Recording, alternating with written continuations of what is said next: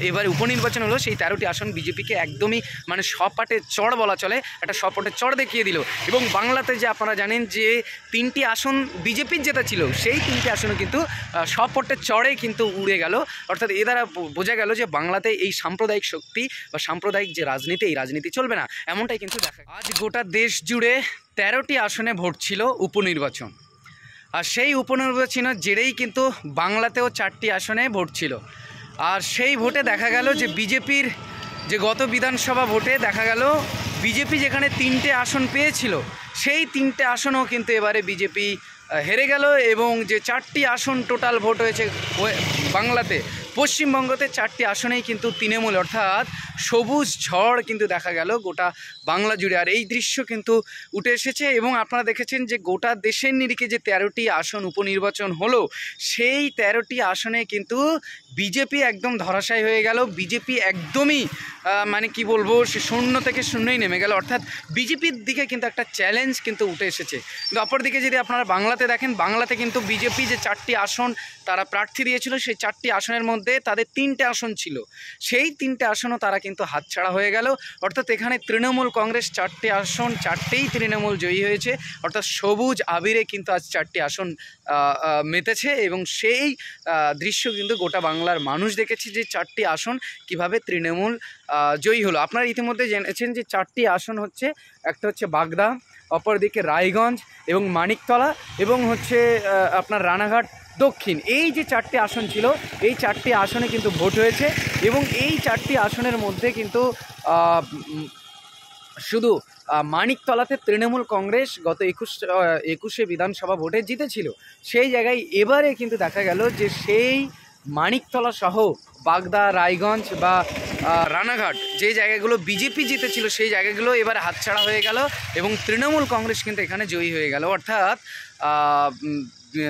যে 4টে আসনে ভোট হয়েছে উপনির্বাচনে বাংলা, তা কিন্তু মমতা ব্যানার্জির দল অর্থাৎ তৃণমূল কংগ্রেসের দল কিন্তু এখানে জয়ী হয়েছে। এই বিষয়টা যখন সামনে এসেছে, একটা বিষয় আপনাদেরকে জানিয়ে রাখছি যে মানুষের একটা ভয় ছিল যে বিজেপি বাংলাতে এসে যাবে, কিন্তু সেই ভয়ের অর্থাৎ বিজেপি যেভাবে তাদের যে বুলি আওড়াচ্ছিল, যে কথাগুলো বলছিল যে এনআরসি হবে, এই কাজ করা হবে, মুসলমানদের বিরুদ্ধে এই এনআরসি হবে, তাদেরকে কোনোভাবে তাদেরকে তাড়াতে হবে, তো শুভেন্দু অধিকারী সহ যারা বড় বড় ভাষণ দিত, সেই ভাষণ কিন্তু এবারে ধূলিসাৎ হয়ে গেল। এই যে ভোটের ফলাফল কিন্তু তা কিন্তু জনগণ বুঝিয়ে দিল। অর্থাৎ বাংলাতে কিন্তু যে সাম্প্রদায়িক শক্তি এখানে মাথাচাড়া দেবে না, তা কিন্তু প্রমাণ দিল আবারও বাংলার মানুষ।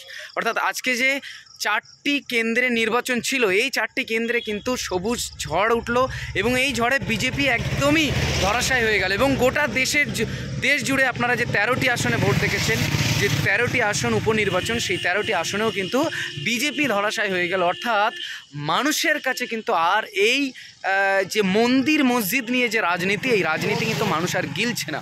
অর্থাৎ ভারতবর্ষের জনগণ কিন্তু আর গিলছে না। কেন এখানে প্রশ্ন আসছে, যদি বিজেপি এসে যায় তাহলে কিন্তু তারা কি করবে? সংবিধান বদল করবে। তারা দেশটাকে একটা ভোট তারা করতে চায়, একটা দেশ করতে চায়, একটা ভাষা তারা করতে চায়, একটা ধর্ম তারা করতে চায়। অর্থাৎ তারা এই যে এতদিন যা রাজনীতি আপনারা দেখেছেন 2014 থেকে আপনারা দেখেছেন যে যেদিন থেকে বিজেপি সরকার ভারতবর্ষের মসনদে বসেছে, সেই দিন থেকে কিন্তু নানা জায়গায় সাম্প্রদায়িক যে দাঙ্গা, সাম্প্রদায়িক যে বিনিময় ছিল, সেটা কিন্তু সাম্প্রদায়িক দাঙ্গায় পরিণত করলো এই বিজেপি সরকার এসে। তারপর থেকে কিন্তু গোটা দেশ জুড়ে তারা বিভিন্ন জায়গায় ফল তাদের ভালো হয়েছিল গোটা দেশ জুড়ে, কিন্তু পরবর্তীতে মানুষ তাদের যে সবকা সাথ সবকা বিকাশ এই সব যে বুলি ছিল, নরেন্দ্র মোদীর ভাঁওতা বুলি, তা কিন্তু মানুষ বুঝে নিল। সেই জন্য মানুষ যে 13টি আসন এবারে উপনির্বাচন হলো, সেই 13টি আসন বিজেপিকে একদমই মানে সপাটে চড় বলা চলে, একটা সপাটে চড় দেখিয়ে দিল।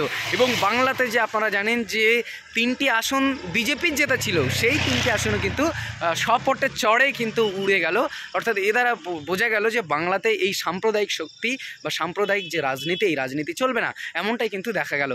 তো দর্শক, আবারও আপনাদেরকে জানিয়ে রাখছি যে বাংলাতে যে 4টি কেন্দ্রে ভোট হয়েছে, তা কিন্তু বাগদা, মানিকতলা, রায়গঞ্জ এবং রানাঘাট যে দক্ষিণ, এই যে 4টে কেন্দ্রে ভোট হয়েছে তার ভিতরে একমাত্র মানিকতলা সাধন পাণ্ডে সেখানে জিতেছিল 21 সালের বিধানসভাতে, কিন্তু তিনি মারা যাওয়ার পরে ফের উপনির্বাচন হলো এবং সেই জায়গায় তৃণমূল অটোমেটিক যে 4টে আসন ছিল সেই 4টে আসনই তৃণমূলই জয়ী হয়েছে। অর্থাৎ বাংলার যে সবুজ ঝড় তা কিন্তু আগামী দিনে রাজনীতির একটা মোড় খেলবে এবং 26শে বিধানসভার এর একটা প্রভাব পড়বে বলে অনেকে মনে করছেন।